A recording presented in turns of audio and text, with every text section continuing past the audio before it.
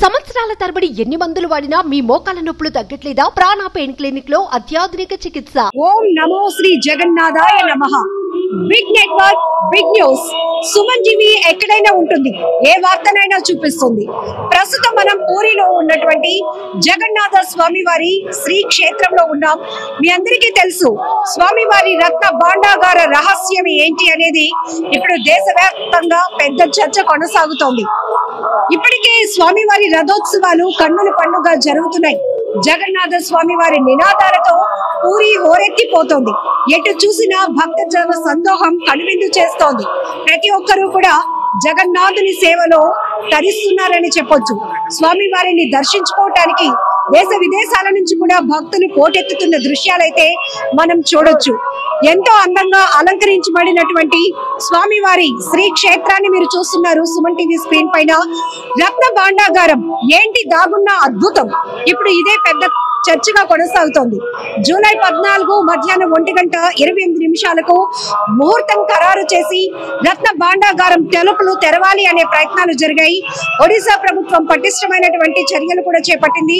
దీనికి సంబంధించి retired judge justice Vishwanath Rath ఆధ్వర్యంలో ఆయన కమిటీ చైర్మన్ గా 11 మంది సభ్యుల బృందం నిన్న రత్న భాండాగారం తెరిచేందుకైతే సిద్ధమైంది.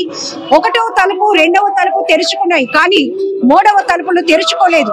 అప్పటికే అధికారుల ఆధ్వర్యంలో ఉన్నటువంటి తాళాలు ఆ తలుపు తెరుచుకోకపోవడంతో వెంటనే ఆ తలుపులను కట్టర్స్ తో కట్ చేసి కొత్త తాళాన్ని అమర్చి మళ్ళీ సమయాభావం లేకపోవడం వల్ల మరొక వైపు స్వామివారి రథోత్సవాలు జరుగుతున్న నేపథ్యంలో ఈ రోజు తిరుగు రథోత్సవం జరుగుతోంది. కోట్లాది మంది భక్తులు స్వామివారి దర్శనానికి వస్తారు కాబట్టి ఎటువంటి అసౌకర్యం కలగకుండా, అలాగే నిన్న ఏదైతే 11 మంది సభ్యుల బృందం రత్న భాండాగారంలోనికి వెళ్ళటం, 3వ తలుపు తెరిచే క్రమంలోనే అక్కడ సమయాభావం లేకపోవడంతో మరొకసారి ఒక నూతన కమిటీని వేయటం, పటిష్టంగా స్వామివారి ముహూర్తాన్ని కూడా ఖరారు చేసి స్వామివారికి సంబంధించినటువంటి వజ్ర వైడూర్య ఆభరణాలు ఏమున్నాయి, రత్న భాండాగారంలో దాగున్నటువంటి రహస్యం ఏంటి, ముహూర్తపు తేదీని కూడా ప్రకటిస్తామని ఒడిశా ప్రభుత్వం చెప్పడం జరిగింది. అయితే ఇప్పటికే నిన్న 11 మంది కమిటీలో మనం చూడొచ్చు, కమిటీకి చైర్మన్ గా ఉన్నటువంటి retired judge justice Vishwanath Rath తో పాటు జిల్లా కలెక్టర్ సిద్ధార్థ్, అలాగే పాలనా అధికారి పాండే గారు కూడా వెళ్ళటం జరిగింది. మిగతా 8 మంది సభ్యులు, మొత్తం 11 మంది సభ్యులు రత్న భాండాగారంలోనికి వెళ్ళటంతో పాటు ఏదైతే దేవతా సర్పాలు నాగబంధనం ఉందో, అలాగే 1978 సంవత్సరం తర్వాత, అంటే దాదాపు 46 ఏళ్ల తర్వాత తెరుచుకోబోతున్నటువంటి రత్న భాండాగారం తెరిచే ముందు అన్ని రకాలుగా అన్ని కోణాల్లో కూడా శాస్త్రోక్తంగా పూజలు కూడా జరిగాయి. స్వామివారి కృపా కటాక్షాలు ఉంటేనే రత్న భాండాగారాన్ని మనం తెరవగలుగుతాం, స్వామివారి ఆభరణాలను మనం పట్టుకోగలుగుతాం అనేటటువంటి ఆలోచనతో ప్రత్యేకమైన పూజలు శాస్త్రోక్తంగా జరిగాయి. ఆ నేపథ్యంలోనే చాలా ఏళ్ల తర్వాత భాండాగారం ఓపెన్ అవుతుంది కాబట్టి అన్ని రకాలుగా చాలా జాగ్రత్తలు చర్యలు తీసుకున్నారు అని చెప్పొచ్చు. పాములు కూడా ఉంటాయి అనే నేపథ్యంలో స్నేక్ క్యాచర్స్ ని కూడా తీసుకొని వెళ్లారు. మరొక వైపు ఒకవేళ 46 సంవత్సరాల తర్వాత ఒక గదిని ఓపెన్ చేస్తున్నారు. స్వామివారికి సంబంధించి నిధి సంపద దాగి ఉన్నటువంటి ఒక గదిని ఓపెన్ చేస్తున్న క్రమంలో అన్ని రకాల చర్యలు తీసుకోవాలి కాబట్టి వైద్య సిబ్బంది కూడా ఆ కమిటీలో ఉండడం జరిగింది. ఇన్ని రకాలుగా మనం చూస్తే నిన్న మధ్యాహ్నం 1:28 రత్న భాండాగారం తలుపులు తెరవగానే గబ్బిలాల గుంపు అనేది ఎదుర్కొంటూ బయటకు రావటం చూసామంటున్నారు. అలాగే పూర్తిగా చెమ్మగిల్లు ఉంది, చెమ్మ పట్టేసి ఉంది ఆ గదంతా. వర్షపు నీరు కూడా కారినటువంటి ఆనవాళ్లు ఉన్నాయి అని చెప్తూ ఉన్నారు.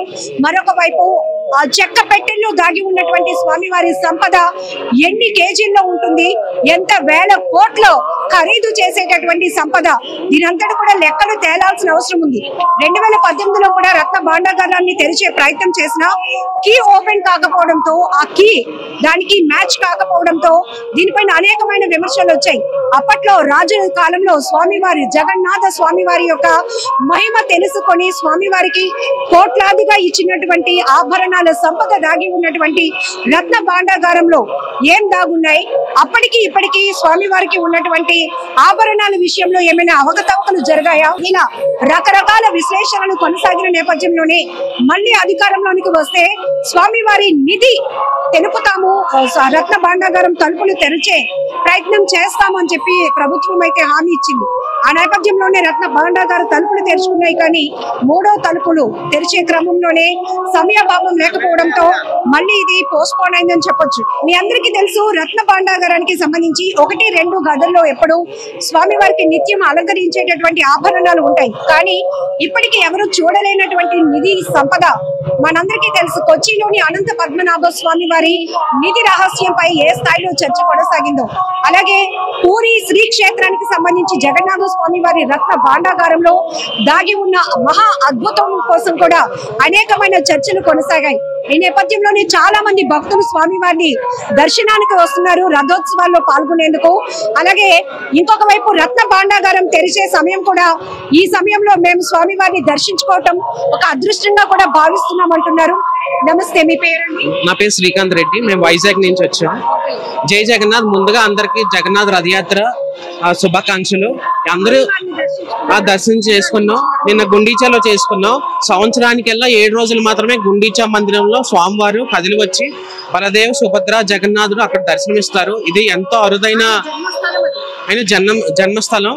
అలాగే ఇది అందరూ హైందవులకు కూడా, అందరు సనాతన ధర్మ అందరికీ కూడా పాటించే మన హిందూ బంధువులందరికీ కూడా ఈ యొక్క ఆపర్చునిటీని యూజ్ చేసుకొని ఈ యొక్క జగన్నాథ్ రథయాత్రలో పాల్గొని వారి యొక్క స్వామివారి యొక్క బ్లెస్సింగ్స్ తీసుకోవాలని నేను అందరినీ కోరుకుంటున్నాను. రథయాత్ర ఉత్సవం సమయమే కాకుండా రత్న భాండాగారం తెరిచే సమయంలో కూడా మీరు వచ్చారు. ఒక క్యూరియాసిటీ ఉందా? ఏమున్నాయి స్వామివారి నిధికి సంబంధించి? అప్పట్లో ఎప్పుడో 1978లో రత్న భాండాగారాన్ని తెరిచినట్టు గుర్తు. తర్వాత కొన్ని రాజకీయ పరిణామాల వల్ల మళ్ళీ మూయడం జరిగింది. మళ్ళీ ఇప్పుడు ఈ బీజేపీ గవర్నమెంట్ లో మళ్ళీ తెరవడం జరుగుతుంది. మరి అక్కడ ఏముందో అది కొంచెం క్యూరియాసిటీగానే ఉంది. అది తెరిచిన తర్వాత కానీ ఏ విషయం తెలియదు. జనరల్లీ సినిమాల్లో చూస్తూ ఉంటాం కదండి, ఇలా రాజుల కాలం నాడు స్వామి వారికి ఇచ్చినటువంటి దేవతామూర్తులకు ఇచ్చినటువంటి సంపద అంతా ఒక చోట నిక్షిప్తమై ఉండటం వల్లే దీనికి ఇంత ప్రాధాన్యత ఉంటుంది. నాగశర్పాలు, అలాగే నాగబంధనం కూడా ఆ వజ్రాభరణాలకు సంబంధించినటువంటి ప్రొటెక్షన్ చేస్తున్నాయి. అవును, ఈ యొక్క నిధికి ఏంటంటే మన పెద్దలు చెప్తా ఉంటారు, నాగబంధనాలు గాని లేదంటే కొన్ని శక్తులు వాటికి కాపలాగా కాస్తారని చెప్పేసి. అది మనం తిరువనంతపురంలో అనంత పద్మనాభ స్వామి దగ్గర చూస్తాం, మళ్ళీ ఇప్పుడు ఇక్కడ చూస్తున్నాము. మరి స్వామివారి దయ ఆయన ఎలా సంకల్పించారో దాని అనుగుణంగా జరుగుతుంది. ఇన్ని సంవత్సరాలు పట్టడం అనేది మనం ఎలా చూడొచ్చు అంటారు? ఇప్పుడు ప్రతిదీ ఓపెన్ బుక్ అయిపోయింది, డిజిటలైజేషన్ అయిపోయింది. స్వామి వారికి ఉన్నటువంటి సంపద కూడా, అంటే స్వామివారి విశిష్టత తెలుసుకునే కోట్లాది మంది జనం ప్రతి సంవత్సరం ఏంటి రోజు కూడా వస్తూ ఉంటారు. అలాంటిది ఇంత స్వామి వారికి నిధి ఉందా, ఈ రహస్యం కూడా తెలిస్తే ఆ మహత్యం కోసం ఇంకా తెలుసుకునే ప్రయత్నంలో చాలా మంది రావడానికి. అవును, మీరు అన్నది చాలా నిజమే. కాకపోతే మరి రాజకీయ పరిణామాలు కానీ లేదు అంటే మరి భగవత్ సంకల్పం ఆయన ఏం సంకల్పించారో తెలియదు. అది ఎప్పుడు బయటపడాలో స్వామివారు, అది ఆయన ఇష్టం. ఆయన సంకల్పించినప్పుడు అది తప్పనిసరిగా బయటపడుతుంది. అది అందరికీ జరుగుతుంది. Thank you.